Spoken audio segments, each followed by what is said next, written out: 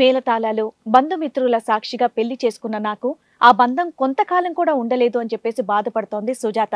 తన భర్తని మార్చి తనతో పాటు పంపించమని చెప్పేసి కోరుకుంటోంది. ఈ కార్యక్రమంలో మనతో పాటు ఉన్నారు ప్రముఖ హైకోర్టు అడ్వకేట్ రమ్యాకుల గారు. నమస్తే మేడం. నమస్తే అండి. ప్రముఖ సైకియాట్రిస్ట్ డాక్టర్ కళ్యాణ్ చక్రవర్తి గారు. నమస్తే సార్. సుజాత గారు ఒక చిన్న ప్రాబ్లమ్ తో ఇక్కడి వరకు రావడం అనేది జరిగింది. తనకి ఎలాంటి ప్రాబ్లం వచ్చింది ఏంటనేది అడిగి తెలుసుకుందాం.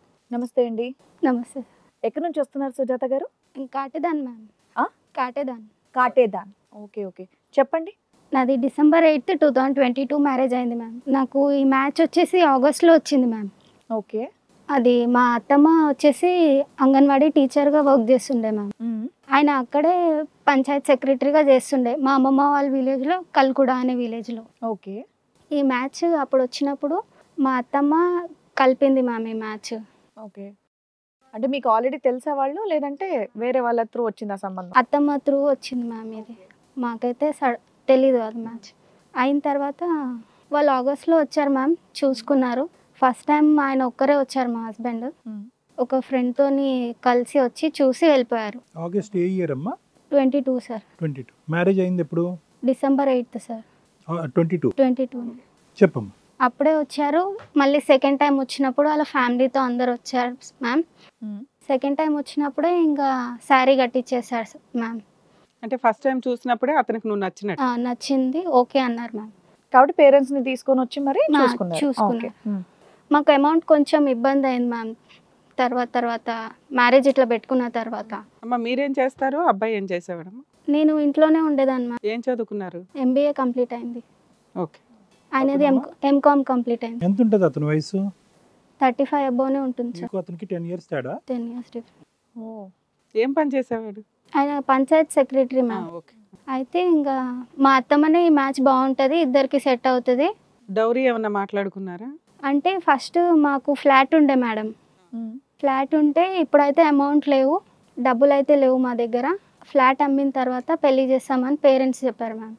అది ఫెబ్లో చేస్తాము అని చెప్పారు. ఓకే. ఆగస్ట్లో వస్తే ఫిబ్రవరిలో 23rd చేస్తామని చెప్పారు. కొంచెం టైం కావాలి అని పేరెంట్స్ అడిగితే వద్దొద్దు మాకు డిసెంబర్లోనూ కావాలి అని చెప్పి. మీ నాన్నగారు ఏం చేస్తారు, మీరు ఎంతమంది? నేను మా అన్నయ్య మ్యామ్. మా డాడీ ప్రైవేట్ ఎంప్లాయీ, ట్రాన్స్పోర్ట్లో వర్క్ చేస్తారు. అయితే ఇంకా అమౌంట్ ఇబ్బంది అవుతుంది అంటే ఈయననే మా హస్బెండ్ 5 lakhs ఇచ్చారు మ్యామ్. ఓహో. మాకు ఫ్లాట్ ఉంది, ఆ ఫ్లాట్ అయినా పేరెంట్స్ రాసిస్తా అని చెప్పారు మ్యామ్. అమ్మాయినా పెళ్లి చేస్తామన్నారు. అమ్మాయికి స్త్రీధనం కింద రాసిస్తాం అన్నారు. ఇట్లయినా గిఫ్ట్ రిజిస్ట్రేషన్ అయినా చేస్తామని చెప్పారు. ముందు ఫస్ట్ అన్నిటికి ఒప్పుకున్నాడు మ్యామ్. ఓకే. అయిన తర్వాత ఇంకా 5 lakhs ఎందుకు ఇచ్చాడు మీ హస్బెండ్ మీకు? అంటే మాకు అమౌంట్ కొంచెం తక్కువ పడుతుండే మ్యామ్. అంటే అదేమన్నా అప్పుగా ఇచ్చాడా లేకపోతే? ఫస్ట్ ఏం చెప్పలేదు మ్యామ్.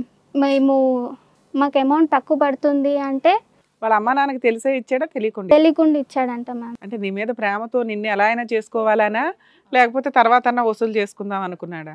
అంటే ఇంకా ఆయన ఏమనుకున్నాడో తెలియదు మ్యామ్. మరి డబ్బులు లేవు, పెళ్లి ఇప్పుడే కుదరదు అన్నారు కాబట్టి డబ్బులు ఇచ్చి. ఇప్పుడే కుదరదు అని అంటే ఫెబ్లో చేస్తాము అంటే లేదు అని డిసెంబర్లోనే చేశారు. మీరేం అడగలేదు అతను డబ్బులు? మేమేం అడగలేదు. ఇబ్బంది అవుతుంది, ఇటు వచ్చి కొద్ది టైం వ్యవధి కావాలన్నారు. అతను ఏంటి ఎందుకు వ్యవధి ముందే ఇస్తా అని చెప్పి అంతే. అది మా అత్తమ్మతో డిస్కషన్ చేసుకొని తను ఇచ్చాడు.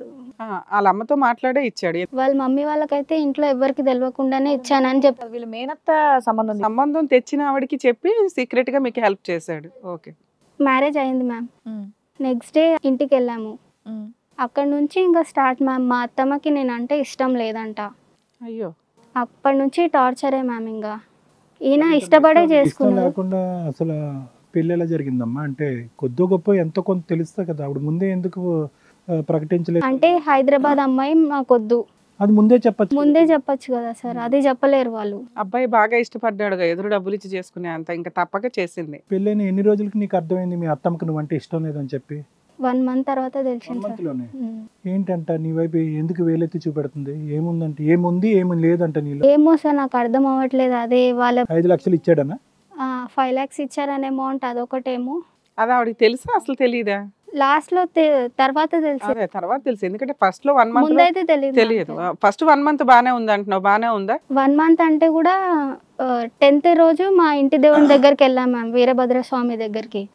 అక్కడ వెళ్ళి అభిషేకం చేసి తర్వాత ఇంకా నేను మీ ఇంటికి రానని ఆడనే మొండి పట్టుగా కూర్చున్నాడు మ్యామ్. నేను మీ ఇంటికి రానంటే రాను రానంటే రాను అని కూర్చున్నాడు. అబ్బాయి ఎందుకు మా హస్బెండ్ మ్యామ్. ఎందుకమ్మా? ఎందుకు అంటే ఏమో నేనైతే రాను మీ ఇంటికి, మీ ఇంటికి వచ్చేది నాకు ఇష్టం లేదు. ఈ కార్యక్రమాలు అన్ని అయినాయమ్మా? ఫస్ట్ నైట్ ఇవన్నీ జరిగినాయి? లేదు సార్, అవ్వలేదు. 1 month లో కూడా లేదు, 10th వెళ్ళాము. 10th అయిన తర్వాత 14th నాకు డేట్ వచ్చింది సార్. డేట్ వస్తే ఆయన 3 days లీవ్ పెట్టుకుండే, కానీ నాకు డేట్ వచ్చడంతో నెక్స్ట్ డే పంపించేశారు, నాకు ఇక్కడికి హైదరాబాద్ పంపించారు. ఇంకెవరు ఉంటారమ్మా? ఒక్క నిమిషం, ఇంకెవరు ఉంటారు? మామగారు ఉంటారా? ఆడబడుచులు ఎవరైనా ఉన్నారా? మామయ్య చనిపోయారు సార్. మామయ్య లేడు.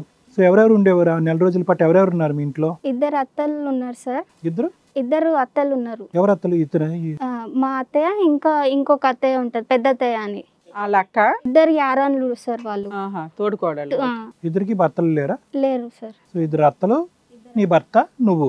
మా పెద్దక్క పెద్ద బావ అక్కడ సైడ్ కు ఉంటారు సార్. వాళ్ళు బయట ఉంటారులే, కానీ మీరైతే ఒకటే ఇంట్లో సార్, అందరు వంటలు సపరేటే. ఓకే, అది వాళ్ళ వారసత్వంగా వస్తున్న ఇల్లు అనుకుంటా. అయితే మా పెద్దత్తకి పిల్లలు లేరు మ్యామ్. మా పెద్ద బావని దత్తతకు తీసుకుందంట. అదే ఆస్తి బయటికి పోకుండా అందరూ అక్కడే ఒకే ఇంట్లో ఉంటున్నారు, ఎవరి వంట వాళ్ళు.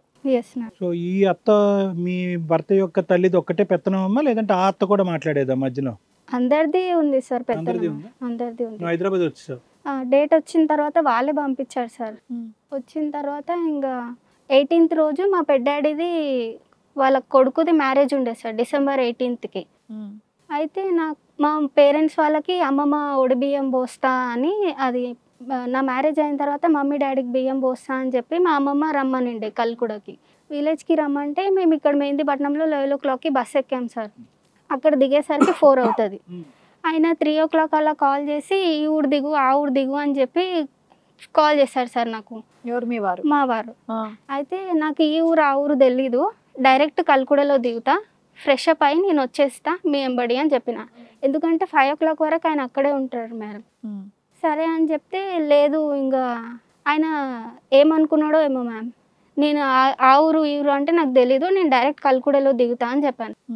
అయిన తర్వాత ఇక మా అన్నయ్య కాల్ చేసిండంట మ్యామ్, ఈయన మా హస్బెండ్, మీ చెల్లెలు ఎట్లనో మాట్లాడుతుంది నాకు అని చెప్పేసి, మీ చెల్లెలతో నాకు ఫస్ట్ నైట్ బియ్యం వద్దు, ఏమొద్దు, నాకు అవసరం లేదు, కట్ చేసుకుంటా ఇక్కడనే అని చెప్పి మా అన్న కాల్ చేసిండంట మ్యామ్. ఈ ఒక్క సంఘటనకేనా? ఈ ఒక్క సంఘటన. ఇంకేమన్నా ఉన్నాయా? ఇది ఒకటే ఉంది సార్.